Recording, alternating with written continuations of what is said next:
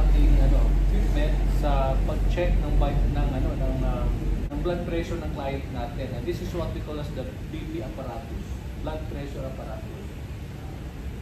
And una sa lahat, ito yung stethoscope.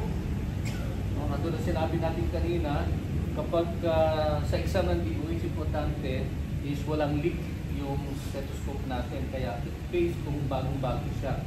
Although, tulad ng binabanggit ko, maganda kung bumili kayo ng branded, medyo malang konti, pero mas matagal siya masira. Now, how to use this one? Number one, kapag intact na siya, ready nang gamitin, ilagay mo na sa tenga, and then,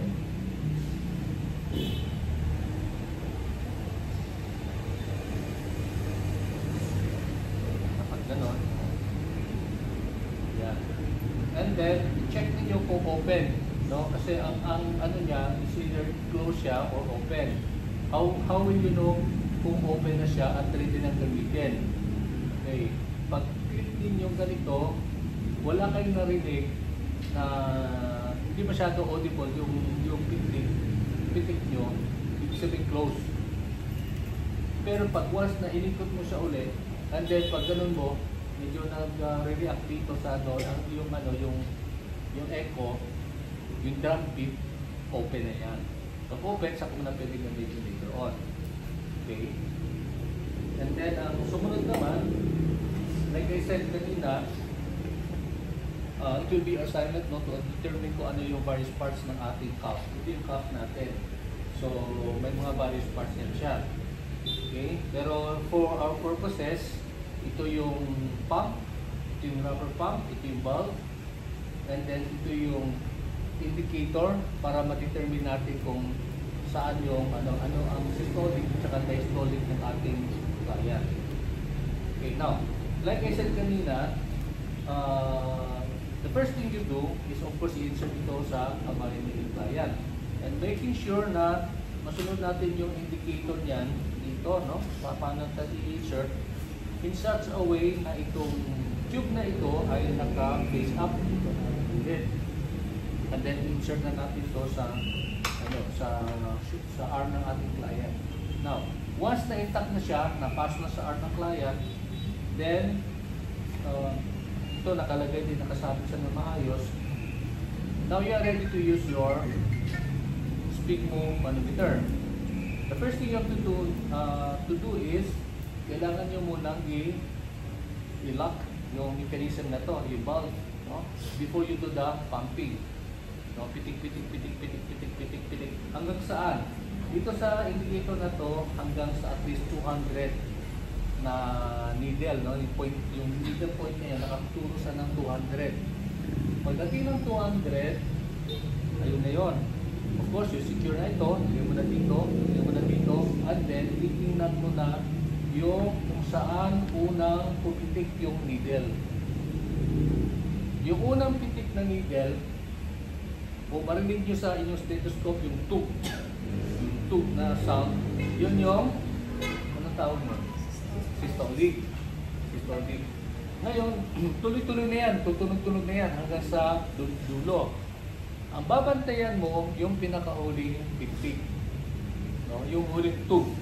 Ganon. Yun yung huling tube na yun, dinote yun agad. That means yun yung diastolic. So, yun yung dinonote nyo. Kaya, like I said, even when you're already an expert on this, using this, pwede ka nang kuha ng blood pressure without even using your stethoscope. Kasi dito mo natitingnan sa pintig. Ganon. Question. Pwede bang gamitin, sir, yung digital? Di ba, uso na ngayon digital beep apparatus? Honestly, wala namang problema sa akin yung digital. Lalo na yung tinatawag natin na talking BP. Yung talking BP, yun yung ginagamit ng mga blind. Diba? Nagsasalita siya. No? Audible, naririnig mo. But the problem with, may problem with mga electronic na gadget na to is kapag ginamit siya at yung time na ginamit natin, nilulubat na yung digital, yung equipment. Kasi hindi na maging accurate yung kanyang indication. Hindi na maging accurate yung kanyang pagkuha ng data. Maganda pa rin yung manual kasi yung manual hindi na kailangan ng battery. talaga maluluma. The only problem there is pag dumating yung panahon na medyo magkaroon ng leak yung tubo. Yun na yun. Otherwise, okay na sa akin, wala namang problema. Okay? So, any questions so far? Wala na? Okay na tayo? Sige. Sino unang model dito para i-demo natin paano ito ulit? And then kayo naman na magka-counter demo later. Ito. Hindi nyo malalaman by looking at the person kung kumusta yung niya. You really have to check. Okay. There are people na masasabi nila mas dapat daw sa left arm yung pero ako personally, parang wala naman talaga yun. Kaya lang, pag inaral natin yung ating anatomy physiology, yung ating blood circulation, ito nga ng mga by experts, yung left side daw ng katawan ng tao ay medyo mahina. Right side yung malakas, mahina incline. Kaya yung sinasabi daw nila na maigi na sa left side mag-check na ng aparato.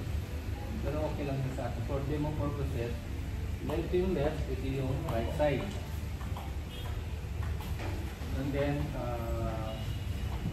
ayan. Medyo unique lang ito kasi wala siyang, normally meron siyang dito, may metal sa para i-insert to help secure. Ito yung kamay ni ma'am dito, i-relax ng konti. And then, to make sure na naka-face up siya. And then, yun, i-ikot natin yung couch. Ganon. Okay? Minsan naman, pinapamagisa na kailangan na tayo i-support dito sa konti. Okay. Yung iba naman dito, meron sa sakitan dito kagaya nito. Pero kung wala, hindi pa talaga natin sa atin.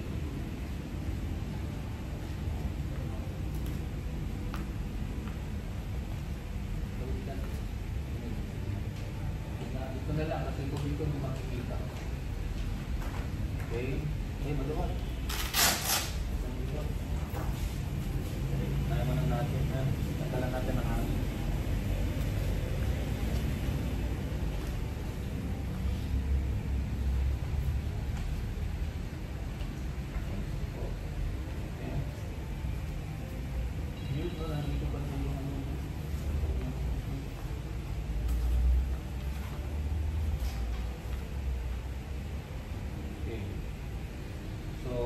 Nakatago sa dito na lang sa natin.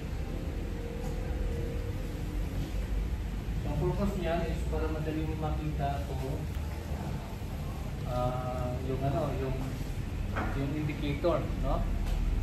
Yung needle.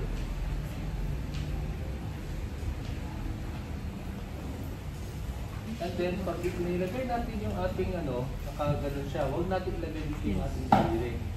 Minsan kasi dito natin dapat dito. Yun ang purpose ng natin, ng ating stethoscope. Ngayon, it seems hindi siya open, so you have to do it like this. Wala pa rin. Wala pala, open na siya. So, ganun siya, insert natin dito. Ilalim. Yan. Close the valve. Yan. Pag kumalaw, okay na yun. Until 200. And then dandan na open yung valve.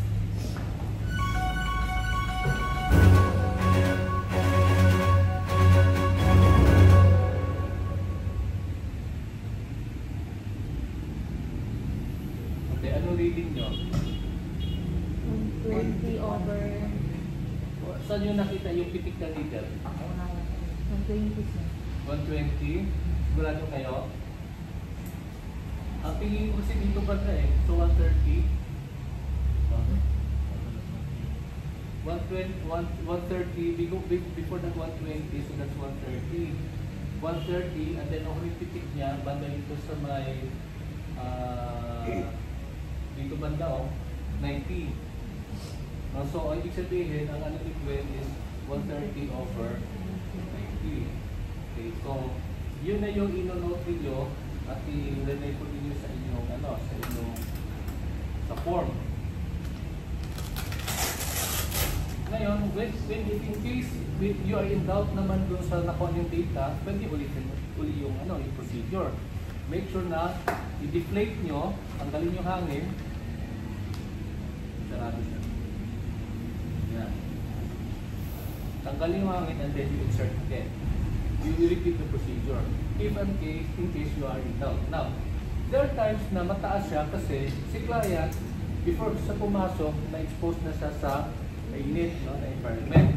One indicator mataas. Or, nagpuyat si client the night before. Hindi normal yung kanyang hindi normal yung kanyang BP check. Kaya yun yung matatanungin ninyo kung nagpuyat ba siya, kung saan siya galing, gano'n. And that will, kaya you have to again try until such time na makapag-average kayo ng kanyang BP. So it's as simple as that. No? So number one, first i-insert niyo yung stethoscope dito, and then i-insert niyo yung cuff dito, and then you make sure na nag-fit yung cuff. Ito lang kasi medyo unique siya kasi yung mga previous na nagagamit ko, may yung siyang metal, no, na pag inikot mo ng gano'n, nag-reverse back siya, kaya mas madali siya mag-determine kung snugly-fit. Pero ito, kailangan mamanu-manuhin mo siya na mag-fit siya snugly. At the same time, pagka na-fit mo na, nagkapit mo na siya dyan, then you check your valve already, you close it, and then you pump, and then when you pump, slowly release niyo yung valve na to. Pag na-release yung valve na to, dahan-dahan, it takes a lot of practice to do this. Hindi mo gagawin ng isang session ito para paano mo i-control yung valve, yung control. And then, saka mo titignan ngayon dito. Looking at this one and also hearing or trying to listen also the thump sound. Unang ganun na may thump na sound, yun yung systolic. And then sunod-sunod nila, ang panghuli ay ang tawag doon ay triadic. Okay, yun yung i-record nyo sa client ninyo. Now, regarding sa body temperature, nagpasabi na ako kay Ma'am Bess, lagi sa isip ko, pabili na lang tayo ng digital. Yun lang pwede natin gamitin. Kasi nung araw, ang ginagamit ay yung thermometer na mercury, yung mahabang gano'n na insert. Pero tandaan ninyo, pinagbawal na yung DOH. Ang danger kasi noon, yung metal, yung plastic, yung glass na yon, yung tube na yon, pagka nahulog, nabasag, ang fumes noon, ang mercury content, delikado sa katawan ng tao. Kahit kung kailan yung basta nalanghap mo yon, it could adversely affect your brain. So kaya pinagbawal ng DOH. Even ang tawag nun, yung sphygmomanometer na mercury ang ginagamit, yung malaking bakal na gano'n, pwede pang panghampas. Wala na yun. Pinagbawal na ng DOH. Okay. Sa pulse rate naman, paano natin check yung pulse rate? Ang gamit natin ay yung which part ng kamay dito sa may bandang thumb, the radial part. Okay. 2 fingers yung gamit, and then yun yung mo. Pero dito na lang, no? Kasi ito yung radial part. Dito yun yung mo. I-check mo siya. Yeah. Pag marinig mo yung, ma-check mo yung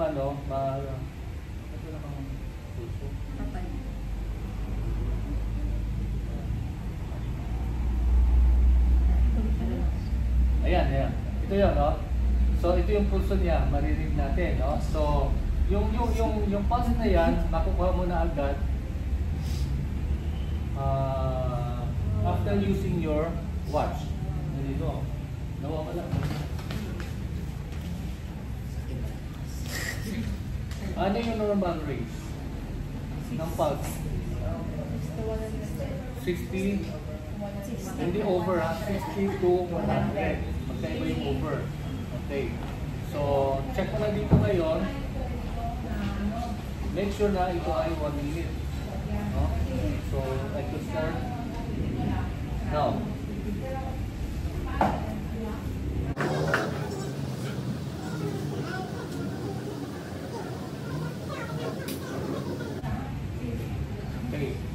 kanya is 57. So, medyo mababa siya dun sa race ng 60 to 100. 57. Pero hindi siya talangin na. Kasi malapit naman siya sa 60, 57. Ngayon, yung kanya namang yung kanyang respiratory rate, yung paghinga, cycle ng paghinga. So, dito mo sa babantayan, yung paghinga niya. Minsan kasi ang iba, ginagawa nila pagka dito din, nakatingin na rin sila dito sa pressure po ng chest na para mag-determine. Hindi lang, ano ang normal range ng respiratory rate? 16 Ha? 16 16 to 20 cycles per minute. No? So, yun yung check natin. Kung bulag naman, yung ginagawa ng iba, ganyan. Pinapaganon nila yung kamay.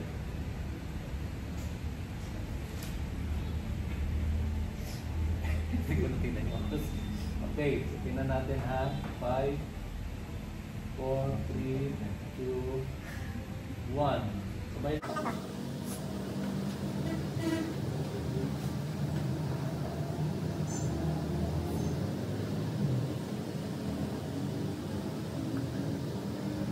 Okay.